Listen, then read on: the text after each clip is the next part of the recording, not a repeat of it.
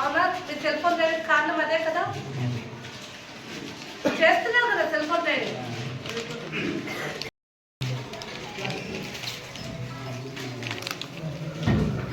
మళ్ళీ నేను చెప్తున్నాను కదా, సూపర్ రైడర్లు వాళ్ళకి నా యొక్క చిన్న మనవి ఏమంటే, దయచేసి వాళ్ళు డ్రైవింగ్లో ఉన్నప్పుడు ఫోన్లు చేయకండి. మేనేజ్మెంట్ సైడ్ నుంచి నేను అడిగే రిక్వెస్ట్ అది ఒకటి. వాళ్ళ టైమింగ్స్ మీకు బాగా తెలుసు, ఈ టైమింగ్ వాళ్ళ టైమింగ్లో ఉంటారు.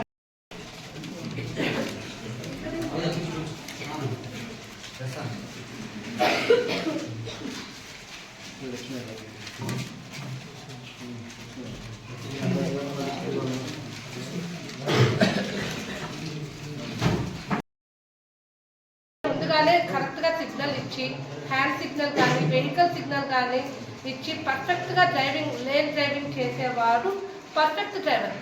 అందరూ డ్రైవర్లే. పర్ఫెక్ట్ డ్రైవర్కి ఉన్న వ్యత్యాసంలో ఉండే చిన్న డిఫరెన్స్ వల్ల ఆ ఒక్కటి మనం చిన్న గీత గమనించకపోవడం వల్లే యాక్సిడెంట్స్ కూడా జరుగుతున్నాయి.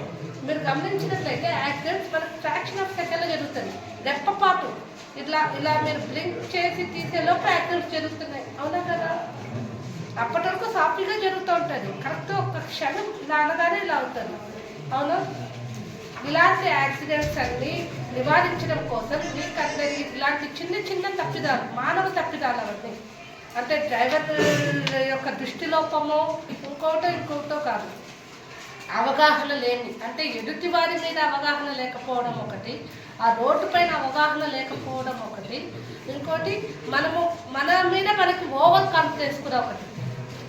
ఓవర్ కాన్ఫిడెన్స్ వల్ల నేను ఇన్ని సంవత్సరాలుగా డ్రైవ్ చేస్తున్నా, నేను ఎక్కడ యాక్సిడెంట్ చేయలేదు అని నాకేమీ కాదు, నేను పర్ఫెక్ట్ డ్రైవర్. ఎవరికి వాళ్ళు పర్ఫెక్టే అండి, కానీ అందరితో పాటు ఎదురుగా వచ్చే ప్రమాదాన్ని ముందే పసిగట్టి దాన్ని తప్పించగలవాడే పర్ఫెక్ట్ డ్రైవర్. అవునా కదా? 30 మందే ఉంటారు. అవునా? 30 మంది విద్యార్థులు కూడా కానివ్వండి. ప్రతి విద్యార్థి యొక్క భవిష్యత్తు, వాళ్ళ యొక్క ప్రతిదీ డ్రైవర్ చేతిలోనే ఉంది. ఎందుకంటే స్కూల్ బస్ ఎక్కినప్పటి నుంచి, వాళ్ళ ఇంటి దగ్గర ఎక్కినప్పటి నుంచి స్కూల్కి తెచ్చి దింపే వరకు, మళ్ళీ స్కూల్లో ఎక్కించుకొని ఇంటి దగ్గర దింపేంత వరకు వాళ్ళ రెస్పాన్సిబిలిటీ ఎవరిపైన కదండి? డ్రైవర్ల పైనే. అవునా కదా? అలాంటప్పుడు మీరు ఈ సమాజంలో మీ యొక్క బాధ్యత ఎంతుంది? మీ పైన బాధ్యత, సమాజం పట్ల బాధ్యత మీ పైన ఇంకా చాలా ఎక్కువ ఉంది. అవునా కదా? ఏమిటి, ఒక్క విద్యార్థి ఏమైనా జరిగిందంటే స్కూల్ బస్లో ఒక చిన్న తప్పిదం జరిగినా 30 మంది విద్యార్థులకి గాయాలవుతాయా? సాధారణమయ్యే పరిస్థితి ఉంటుందా? 30 మంది విద్యార్థులు ఒక బస్సులో ఏదైనా జరగడానికి జరిగితే ఆ 30 మంది కుటుంబాలు ఇబ్బంది పడతాయా? అవునా కదా?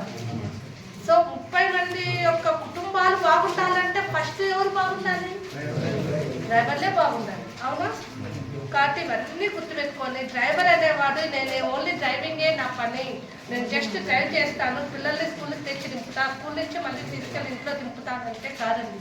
రోడ్డు పైన మీరు ఉన్నంత ప్రతిసేపు ఈ సమాజం పట్ల మీకు బాధ్యతగానే మీరు ఉండాలి, బాధ్యతతోనే మీరు నడుచుకోవాలి.